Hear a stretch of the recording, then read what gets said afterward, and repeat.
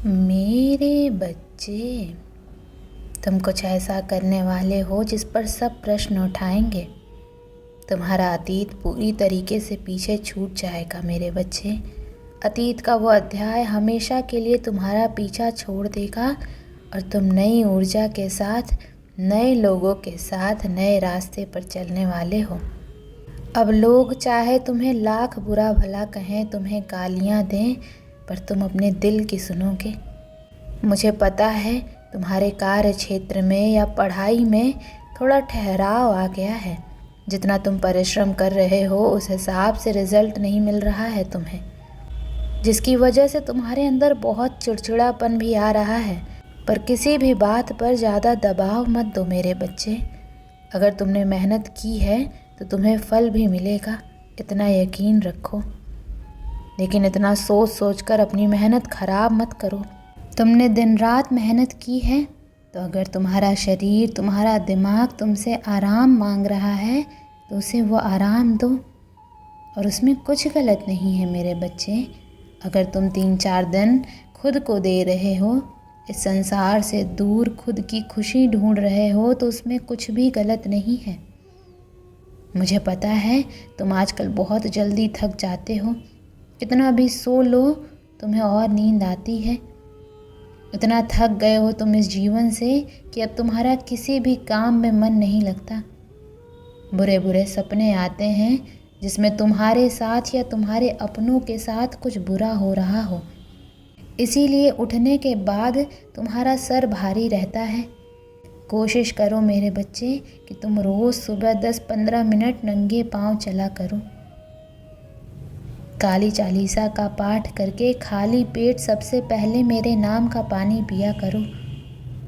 और सोने से पहले हनुमान चालीसा का पाठ करके प्रार्थना करके सोया करो कि मेरे सपने मुझे बहुत सुकून देंगे। मुझे अपने सपने में सिर्फ आप चाहिए हो माता।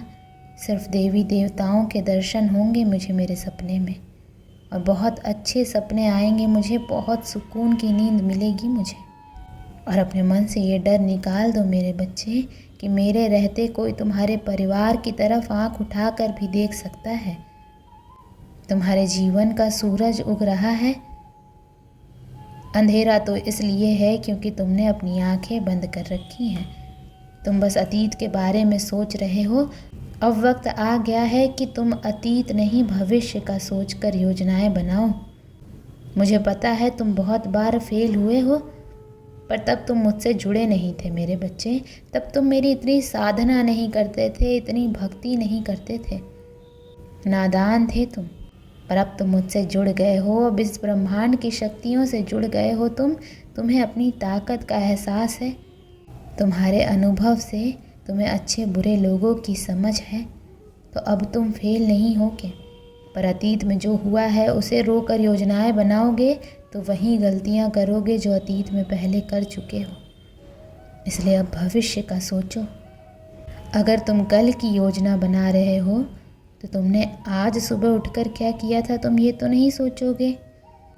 तुम्हें आने वाले कल के बारे में सोचना है। उस दिन क्या क्या महत्वपूर्ण कार्य हैं जो तुमने नहीं किए हैं, तुम उसके बारे में सोच के योजना बनाओगे।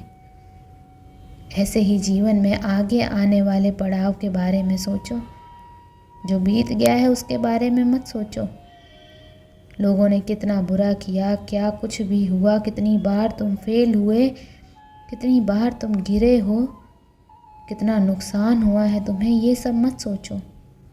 उन गलतियों से, उन सबक से क्या सीखा है तुमने और उसका इस्तेमाल करके भविष्य में क्या फ़ायदा होगा, उसके बारे में सोच कर योजनाएं बनाओ।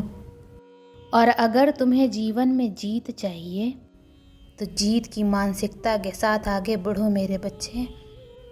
अपने मन से हर प्रकार का डर, हर प्रकार का भय निकाल कर बाहर फेंक दो कि पहले जो भी गलतियां हुई हैं मुझसे, जिन भी गलत लोगों पर यकीन किया है, अब वो सब कुछ नहीं करूँगा मैं। जब भी तुम्हें बुरे सपने आए, तुम्हारा सर भारी हो, तुम्हें लगे कि माता मेरे ऊपर कोई नकारात्मक ऊर्जा हावी हो रही है, तो मेरे मंत्र सुनने लगो। मेरी प्रतिमा अपने सामने लगा लो कि माता बस ये नकारात्मकता खत्म हो जाए, हमेशा के लिए विनाश कर दो इन सारी नकारात्मक ऊर्जाओं का, और अपने अतीत की और अपने भविष्य की तुलना करना छोड़ दो मेरे बच्चे। अब मैं स्वयं तुम्हारी रक्षा कर रही हूँ, तुम्हारे साथ खड़ी हूँ मैं, तुम्हें गिरने नहीं दूंगी मैं। कुछ भी हो जाए, परिस्थितियाँ कितनी भी विपरीत चली जाएं, जीत तुम्हारी ही होगी। और ये नकारात्मक ऊर्जाएं न तुम्हें हानि पहुंचा सकती हैं, न तुम्हारे परिवार को कुछ कर पाएंगी मेरे रहते। इसलिए सारी चिंताओं से मुक्त हो जाओ, अपने मन को, अपने सर को खाली कर दो पूरी तरीके से, और फिर अपने भविष्य की योजनाएं बनाकर सिर्फ उस पर ध्यान लगाओ। और फिर बड़े से बड़े तूफान में भी अपने मन को भटकने मत देना।